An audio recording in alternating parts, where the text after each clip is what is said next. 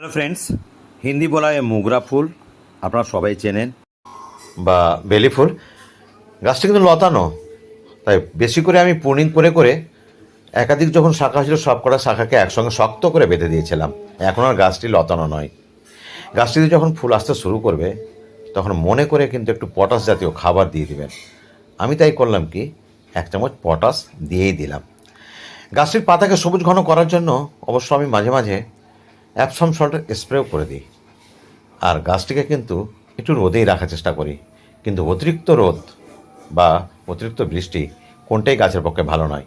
তাই যখন ফুল ফুটবে আর এরকম অতিরিক্ত রোদ কিংবা অতিরিক্ত বৃষ্টি হয় তখন একটু শেডে রাখি।